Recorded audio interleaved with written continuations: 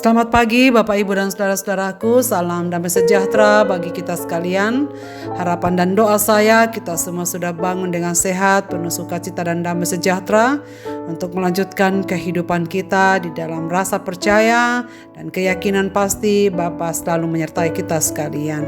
Senang sekali kita berjumpa kembali Bapak Ibu dan saudaraku, kita di acara Renungan Pagi edisi 14 November 2022. Bacaan kita pagi ini dari 1 Samuel 26 ayat 1 sampai ayat yang ke-12 demikian.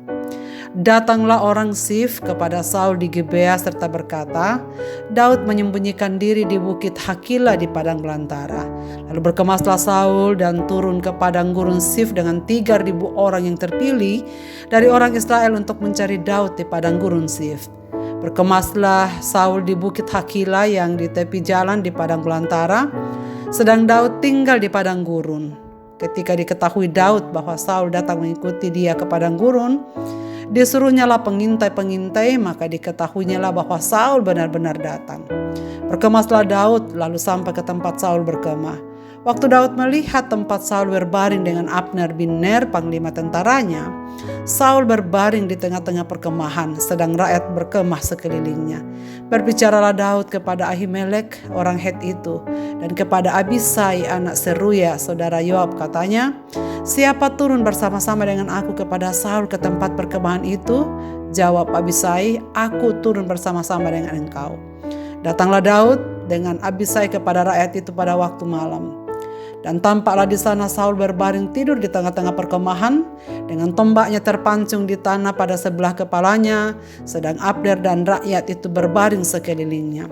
Lalu berkatalah Abisai kepada Daud, pada hari ini Allah telah menyerahkan musuhmu ke dalam tanganmu, oleh sebab itu izinkanlah kiranya aku menancapkan dia ke tanah dengan tombak ini, dengan satu tikaman saja, tidak usah dia kutancapkan 2 kali. Tapi kata Daud kepada Abisai, jangan musnahkan dia, sebab siapakah yang dapat menjamah orang yang diurapi Tuhan dan bebas dari hukuman?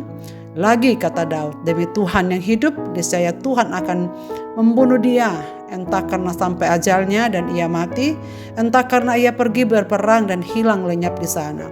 Kiranya Tuhan menjauhkan daripadaku untuk menjamah orang yang diurapi Tuhan. Ambillah sekarang tombak yang ada di sebelah kepalanya dan kendi itu, dan marilah kita pergi. Kemudian Daud mengambil tombak dan kendi itu dari sebelah kepala Saul, lalu mereka pergi.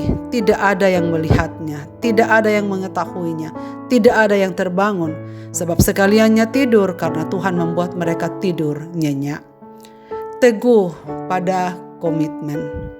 Saudara-saudaraku yang dikasihi Tuhan, bagaimana perasaan kita jika apa yang telah kita maafkan ternyata melakukan hal yang sama, yakni rancangan untuk membunuh? Tentu hal ini tidaklah mudah untuk disikapi. Daud memiliki kesempatan untuk membalas tindakan jahat Saul. Saat itu Saul bersama dengan pasukannya tengah beristirahat. Agaknya kelelahan hebat membuat mereka terlelap. Tetapi jelas alasan dalam teks ini Daud menganggap bahwa Tuhan yang membuat mereka terlelap tidur. Sebuah kesempatan tepat untuk bertindak, menghentikan langkah Saul yang selalu hendak membunuhnya. Abisai berinisiatif untuk menghabisi Saul. Daud menolak dengan alasan karena Saul adalah yang diurapi Tuhan. Sebagai manusia biasa, emosi kita dapat tersulut, namun tidak demikian terhadap Daud. Sebenarnya berkali-kali Daud mendapat kesempatan untuk membunuh Saul. Menurut pengawal Daud sah-sah saja jika itu dilakukan, karena itu ia berusaha mempengaruhi Daud. Allah yang telah menyerahkannya ke dalam tanganmu, biarkanlah aku menancapkan kepalanya dengan tombak yang ada di dekat Saul. Hal yang sama terjadi sebelumnya ketika ia hendak membuang hajat dan Daud memotong ujung jubahnya, namun Saul tak menyadarinya. Kali ini ia tertidur pulas dan semua prajurit perangnya. Daud berhasil masuk ke perkemahannya tanpa menyadarinya. Ia hanya mengambil tombak dan kendi yang ada di dekat Saul yang pulas itu. Sekali lagi ia ingin membuktikan pada Saul bahwa sama sekali tidak ada niatnya untuk membunuhnya, walaupun ia punya kesempatan. Bahkan sekali lagi dengan jelas Saul ada di tangannya dan mudah untuk melakukan pembunuhan. Alasannya jelas, Daud tidak melakukannya karena ia enggan membunuh orang yang pernah diurapi Tuhan. Walau secara hukum jabatan itu ada padanya pasca pengurapan Nabi Samuel sebelum ia meninggal. Daud begitu menghormati pemimpin adalah sikap yang terpuji. Tentu tidak semua pemimpin melakukan kebaikan. Tindakan penghormatan dilakukan karena kita percaya bahwa Allah yang menghadirkan pemimpin. Menghormati pemimpin adalah tanda menghormati Allah. Daud kembali menunjukkan penghormatannya kepada Saul sekalipun Saul memperlakukannya sebagai buronan. Daud memiliki kesempatan untuk membalas tindakan jahat Saul. Saul bersama dengan pasukannya tengah beristirahat pulas. Dan saudara sekalian, di sini kita melihat bagaimana Daud selalu menjaga diri. Walau Abisai berinisiatif untuk menghabisinya, tetapi Daud menolak dengan alasan karena Saul adalah yang diurapi oleh Tuhan sendiri. Saudara-saudaraku, Daud mempercayai bahwa pemimpin datang dari Allah. Jika pemimpin melakukan hal yang buruk sekalipun, Allah yang akan bertindak melawan dia. Keyakinan Daud ini membuatnya menghargai Saul sekalipun sikap Saul terhadapnya buruk dan menyakitkan. Di tengah kehidupan yang tidak menghargai pemimpin, kita diingatkan untuk menaruh hormat kepada setiap pemimpin yang ada di sekitar kita dan yang Tuhan hadirkan di tengah-tengah masyarakat kita. Sikap hormat bukan berarti asal Bapak senang. Kritik tetap boleh dilakukan asal semuanya disampaikan dengan sikap hormat. Allah telah mengizinkan keberadaan sosok tertentu sebagai pemimpin dalam kehidupan kita. Saudara sekalian, di sisi yang lain, jangan mudah mengucapkan janji jika tidak akan menepatinya. Jangan mengucapkan janji demi nama Tuhan, sebab sama artinya mempermainkan Allah. Bagian kita adalah janganlah tangan kita terkotori untuk melukai, membunuh orang-orang yang diurapi oleh Tuhan. Hormatilah mereka, sebab dengan demikian kita menghormati Tuhan. Dan kita membebaskan diri kita dari kesalahan untuk menghakimi siapapun yang ada di sekitar kita. Kiranya Tuhan memberkati kita saudara sekalian dengan firman ini. Marilah kita berdoa.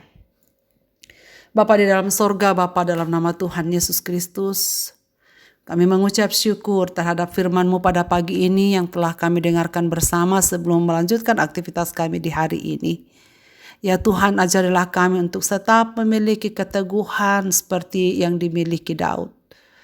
Bahwa tangan kami tidak akan mengotori diri kami dengan segala hal yang tak berkenan kepada Tuhan. Tolonglah kami ya Tuhan untuk tetap teguh pada pendirian, teguh pada komitmen. Bahwa kami tidak akan melakukan sesuatu hal yang tidak berkenan kepada Tuhan. Dan hamba-Mu berdoa supaya kami semua diajarkan untuk menghormati pemimpin.